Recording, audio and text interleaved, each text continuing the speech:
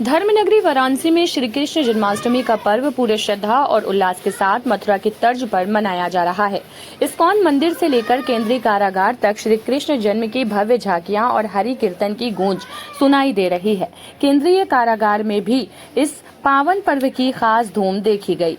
वरिष्ठ जेल अधीक्षक राधाकृष्ण मिश्रा ने बताया कि बंदियों द्वारा मथुरा की जेल जैसी झांकी सजाई गई है, जिसमें श्री कृष्ण जन्म और उनकी बाल लीलाएं प्रदर्शित की जाती हैं। रात भर राधे कृष्णा के हरि कीर्तन, मंदिर सजावट और भव्य झांकियों के साथ साथ बंदियों को भी दर्शन का अवसर दिया जाता है।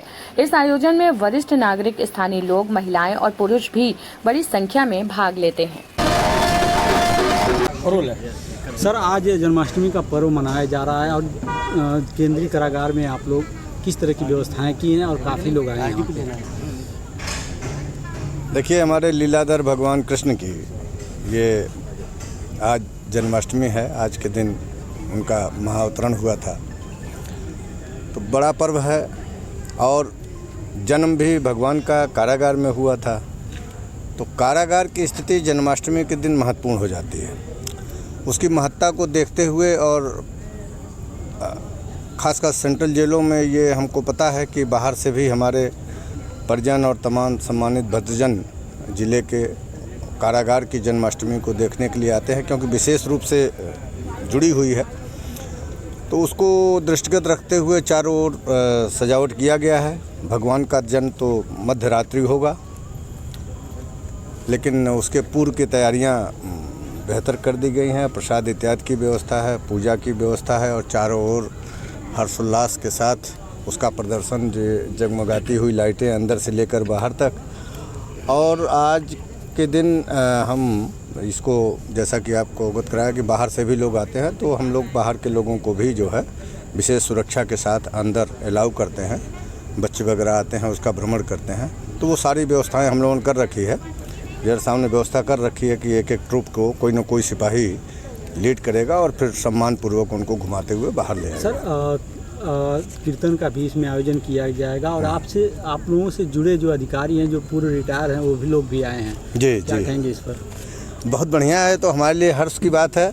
हम तो चाहते ही हैं कि हमारे जो भी राष्ट्रीय पर्व हैं या जो त्यौहार हैं जो हम कारागार में मनाते हैं, विशेष रूप से 15 अगस्त, 26 जनवरी, जन्माष्टमी, तो उसमें तो हम तो चाहेंगे कि हमारा जो बृहद परिवार है, जो हमारा सीनियर मंडल है, रिटायर हैं, तो हमारे अग्रज हैं, वो आएँ।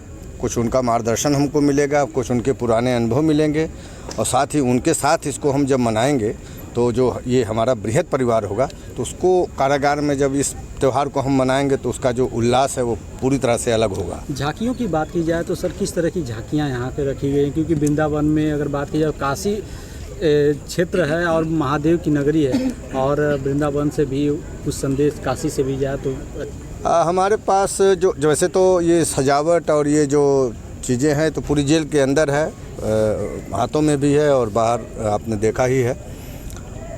और झांकी की सजावट हम बजरंगबली जी का जो हमारा मंदिर है वो बड़ा, काफ़ी उसका बड़ा आकार है, प्रांगण उसका अच्छा है, तो वहाँ पर हम लोग विभिन्न प्रकार की झांकियाँ भगवान के जन्म से संबंधित और उनकी लीलाओं से संबंधित उसको करते हैं। और उसी मंदिर प्रांगण में ही भगवान का जन्म की रस्म हम लोग उसको निभाते हैं। क्या खास है सर झांकी में इस बात, क्योंकि अलग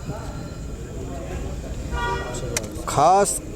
अब ये तो वैसे भी हमारा ये हर्ष और उल्लास और ट्रेडिशनल त्यौहार है, तो उसका अपना एक स्वरूप है, आध्यात्मिक स्वरूप है। उसी आध्यात्मिक स्वरूप को यहाँ पर दर्शाने का प्रयास किया जाता है।